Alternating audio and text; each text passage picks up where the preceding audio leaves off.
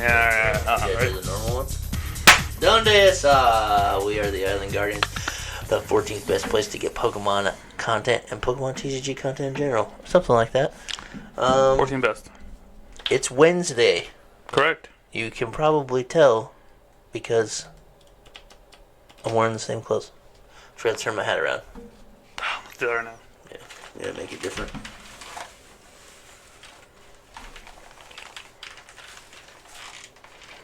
It's Wednesday. My dudes. So, you know what Wednesday means? It means we have the weekly Wednesday deck update number, lucky number 7. 13. 13. All right. We're structured here. We know what's going on. So, we were requested to do a list for Annihilape. And we had a local Josh B at our store go 3-0 with Annihilape. That's wild. That's actually really cool. It's currently just a promo. Oh, in the box, yeah. Yeah, so it's not in the set. So, like, it's kind of slept on. A lot of people don't even know what it does. So we'll go over the list here, and then I will tell you what it does. So, you've got a Skwovet. You got the Skwovet Bibarel combo here. So you got the one Skwovet. You got a 2/2 line Bidoof Bibarel. You got the Mew. You got a Manaphy. Now protect your resources. You got the Annihilapes. Hold on, go through that. It's a split, so it's a 2. There's 4 Mankeys. There's 2 Annihilapes, and then 2 of the regular stage 2 Annihilapes. And then you've got the Bibarel's already said, and then he's also playing a 1 of regular Primeape, which is a single strike. Or sorry, 2 of those. Which is a pretty cool little split. You can go either direction. This card is a little bit older. It's from Battle Styles, which I played it for a while because it was super good at one time when you had Jinx. Oh. Yeah, Jinx could move a damage counter on your board. Mm-hmm. So you would put the single strike energies with Houndoom in play, would damage yourself, and you'd use the Jinx to move one of them. So then you would have 2 things with damage. But anyways, this has Steamin' Mad Strike 50 times. This attack does 50 damage for each of your bench Pokemon that has any damage counters on it. So it's a nice little backup hitter. But the other stage 2, the new Annihilape that came out, is Rage Fist for 1 fight, 70 damage. This does 70 damage for each prize card your opponent has taken. So that's your late game hitter there. And you'll probably never use Dynamic Punch, but it's 170, you do 50 to yourself. So, I mean, you could boss up like a Luminion or whatever, but if you're going to win the game with it, Rage Fist is probably going to do more damage anyways. So, but the Annihilape EX, I said GX earlier, didn't I? Yeah, Annihilape EX. So, Annihilape EX has the attack Angry Grudge, takes 1 fight, and it does 20 damage times. So here's the description. Put up to 12 damage counters on this Pokemon. This attack does 20 damage for each damage counter you placed in this way. 240? So if you put all 12 counters on it, yes, you can do 240. And it's what, 320 HP? Yep, with 1 energy. So you're putting 12 on yourself, which puts you down to 200 HP. But you can kind of pick and choose what you're hitting into, so that way you don't get re-knocked out. But I don't know. Then you get it's only 1 energy. That's the beauty of it. So I'm assuming I didn't go through the trainers, but I bet it's like a Cheryl build. I bet you just heal it and reattach, and then do the attack again. That'd be my guess. Or you play into it, and then late game you do the single prize. Well, yeah. I mean, you can go either way about it. But Angry Grudge, then you got Seismic Toss, 1 fight, 1 colorless, 150, which is not that bad of a hit for 2 energies. So here's the trainers. We've got 2 Switch, 2 Iono, 4 Ultra Balls, 1 Beach Court, 2 Research, 1 Super Rod, 2 Boss's Orders, 4 Nest Ball, 2 Level Ball, 2 Choice Belts, 1 Grant, kind of like that, spicy. 2 Path to the Peaks, 2 Klaras, 4 Rare Candies, 1 Arven, 2 Cheryls, and we're back to the switches. So yeah, you damage your dude, and then you got 8 fight energy, which sounds pretty good because it only takes 1 to attack mostly, because you're also only going to take 1 to attack, fuse this guy too if you're playing it correctly. But anything's really going to take 2 at the most, so 8 sounds pretty good. Yeah. So, Angry Grudge. Damage your guy, swing into him. Hopefully they can't re-knock you and you Cheryl and then do it again. Or you retreat to a different one, attach to it, do the attack, and then hopefully you get to Cheryl and heal 2 of them, right? More bang for your buck, yeah. Yep. You play 2 switches, and the retreat costs what, 2? 2. Kind of pricey. You had to have a switch or you're just going to attach. It was just attach and retreat, which you want the energies off of it anyways because Cheryl's going to do that for you. So it's basically the same thing. Cheryl's all evolution Pokemon, right? Heals all evolution Pokemon. Even your Bibarels, even if, like... Heals them all, yep. Heal damage from each of your evolution. Heal all damage from each of your evolution Pokemon. If you do, discard all energy from the Pokemon that were healed. So yeah, super good attack.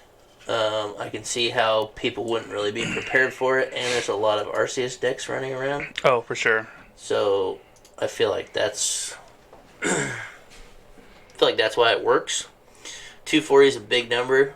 The only thing that you're probably gonna get really 270 because of that Grant. Yeah, you can play Grant because you can buff your damage. There was no PAL pad though, and there was only 1 Grant, so you're gonna do it once. Grant? No, you can discard 2 cards, put Grant back. Oh yeah, that's right. That's the stipulation. Put it back to your hand. Yeah, that's pretty cool. So 270s is a pretty good number. It gets a lot of your stuff. You got the choice belts to get you to 300 if you're hitting into V's. Yeah, I can see how it works. It kind of seems a little weird because you're never going to use the same Annihilape twice. I mean, you can if their board's not set up, but so the only way you can use Angry Grudge is if you choose to place any damage counters. So like you can place up to 12, then that's the amount of damage you'll do. So if you survive and on the next turn you want to do it again, you have to place more damage counters to do the attack again. You can't you can't have previous damage on it. Because the attack, how it's worded, says you have to place up to 12 and you do damage per counters you placed. Yeah. So even if you hurt yourself for 12 and you want to do another knockout, you got to do more damage to yourself. But I know it's time that where Damon's Cook comes in play. Heal 70 damage off yourself. Yeah, it's 320. So if you do 11, that's 220, and then that puts you at 210 left. So it's still hard. It's still kind of hard for someone to hit if they're not ready. Like Arceus does 200. You're probably only getting re-knocked if they have a choice belt. I mean, obviously you got Palkia and Miraidon and things like this that have a higher damage cap. I don't know. I don't see how you're surviving. What's it weak to first off? Psychic? Psychic, yeah. So most Gardevoir decks should probably eat this up along with Mew decks. Yeah. That being said, our current local meta isn't so much meta. It's just fun. Yeah. I mean, we'll see a couple competitive players playing Lost Box or Gardevoir or whatnot. Oh yeah, it's gonna eat Lost Box alive because you only have to do like minimal damage to yourself to get knockouts, and then they're not gonna re-knock you easily. So yeah, I can see how it eats through that. And right on deck, it's it's fighting. Yeah, so they're weak to fight. Yeah, so they're never going to damage themselves enough for you to re-knock because Miraidon's only 220, and then if full bench both ways, Raikou's 220. Yep. The only build that can get him is probably the Regieleki build, but then you're just putting 3 prized Pokemon in play, and then you just lose that way. They just knock out 2 VMAXs, and then they go single prize at that point. They feed you 1, go to single prize after that. Yeah, you trade the 3 for 2, and then go to single prize. So yeah, you're never going to beat it with that. Chime PAL can probably deal with it pretty easy because if they put 11 on themselves and hit you for 220 to knock you, the next one can just power through it. Yeah, it's just 4 energies. That's like for Chime PAL, it's super easy to get 4 energies. And you're trading 2 for 2. They have to Rare Candy evolve. You have to Rare Candy to Baxcalibur, but your attacker is not a Rare Candy attacker. So I could see maybe part of the downfall being that you have to either hard level into it. Yeah, you got a Rare Candy up to it, because there are no... Oh, okay, never mind. So you go to... I forgot you could do it like that. You can go to Mankey, to Primeape, then to Annihilape. Okay, so you have one middle stage. That's why it's there. We probably never attack with it. If you have to. Yeah, I was reading it as another Annihilate. That was my mistake. No.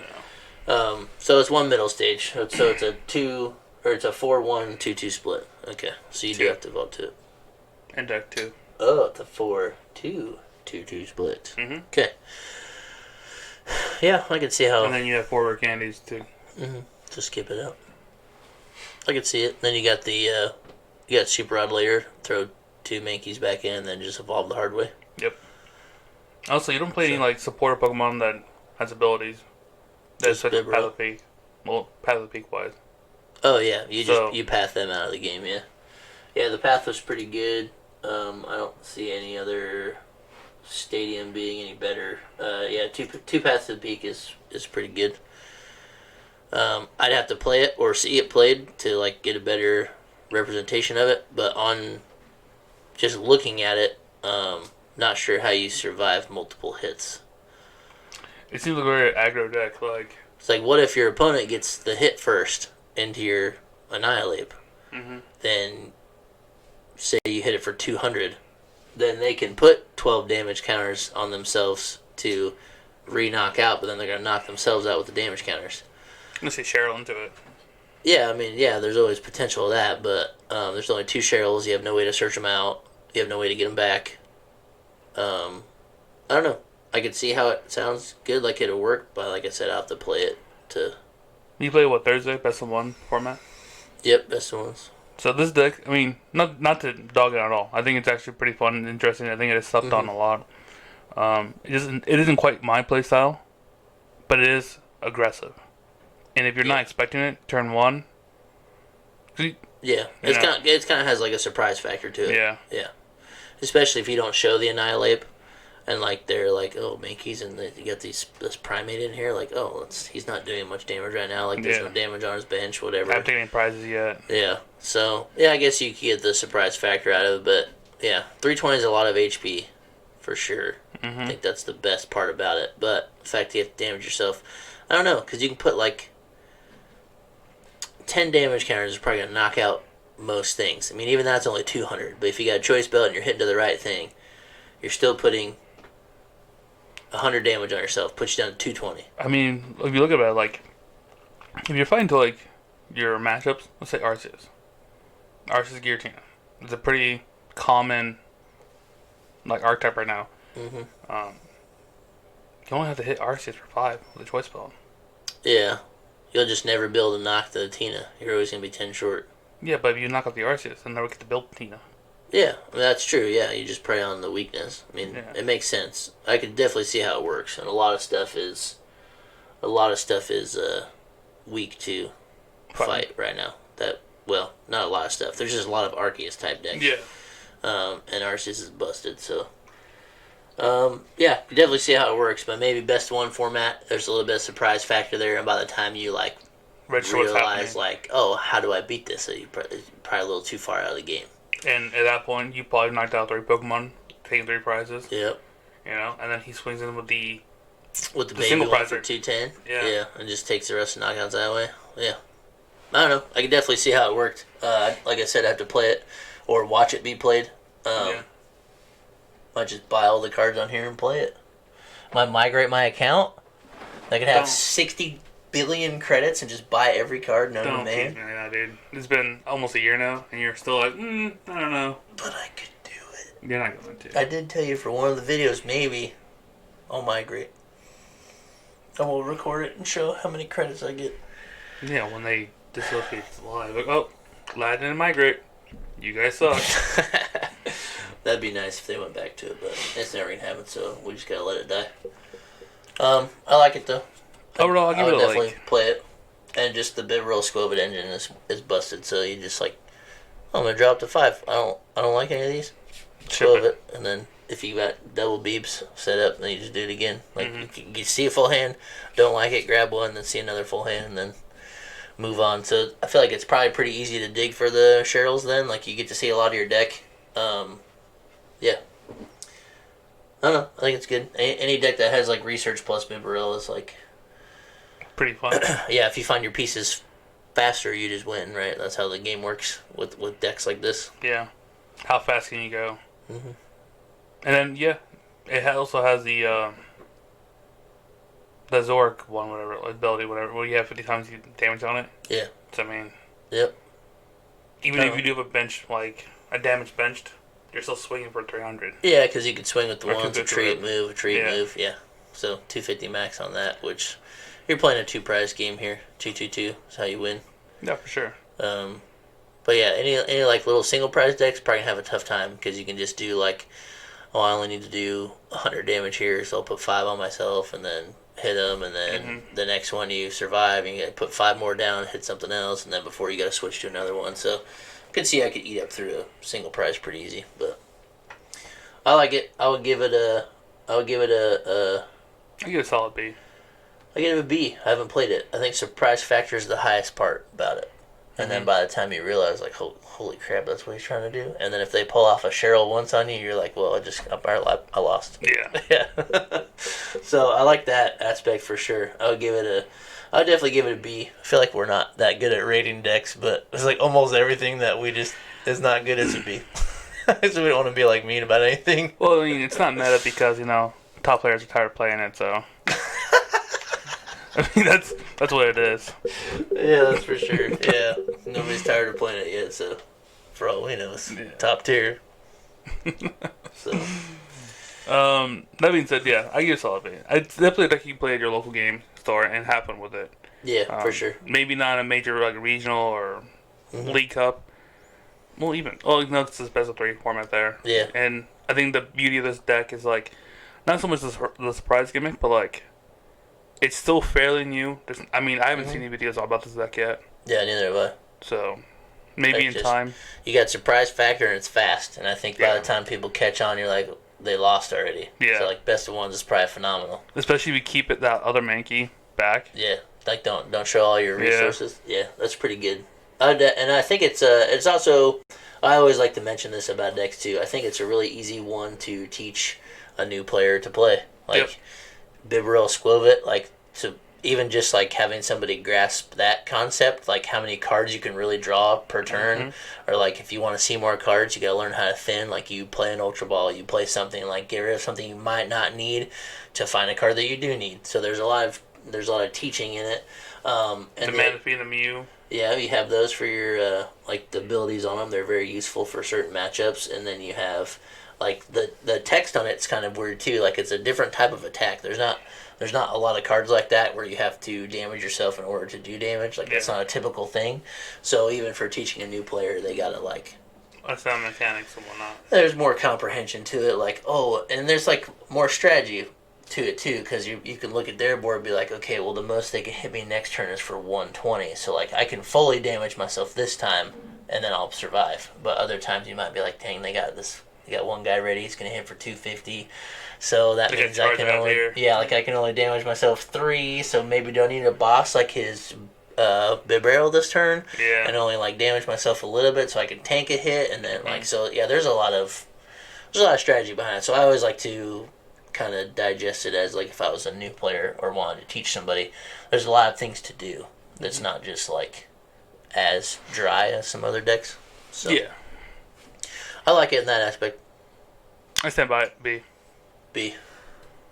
Well, guys, if you like that, put down in the comments down below what you think about it. Wait, you shimmy over there, dude? Little maracas? Oh, I didn't know you were looking at me. Oh, my bad. I see the screen right here. Oh, stop. I'm sorry. Alright, look up. If you like what you saw today, put down in the comments down below what you'd like to see us review next time. Slam one down there. Let us know. It could be anything. If it's not like a meta deck, we can try to come up with a list of... we can build our own deck. Like, we're the 14th best place, but we can come up with 60 cards for you to play. Yeah. So anything, really. We do like going over lists that have been played or something you guys have played. Just so we can look at them. We like seeing new ideas and stuff like that too. So this is what we do for every Wednesday. We always go over a deck. They're usually pretty short and sweet. I'll put the list in the description. I don't know where Josh B got it from. I don't know if he built it on his own, but regardless, it'll be down there. This is what Josh B played. So it'll be in the description if you want to play it. Play it. Like we said before, the Annihilape is only a promo, right? Right now? It's just a promo. Really so. So, yeah. Your best bet is probably TCG Player Online. Yep, find it or find the box set at a store because I think they're. I mean, you can still find it places. I saw it this past week at a Walmart or whatever. So yeah, but it's like $30. You still want to spend $120? Yeah, you get packs though. You got me there. Yeah. All right, so this is Wednesday. This is what we always do on Wednesdays. Come back for another video, but Friday, tune back in for there. We're playing some more trivia type game, maybe a childhood game, maybe some Hangman again. Who knows? Winner's gonna get this Lost Origin and the Silver Tempest pack, and they can do whatever they want with them. So tune back in on Friday for that one. See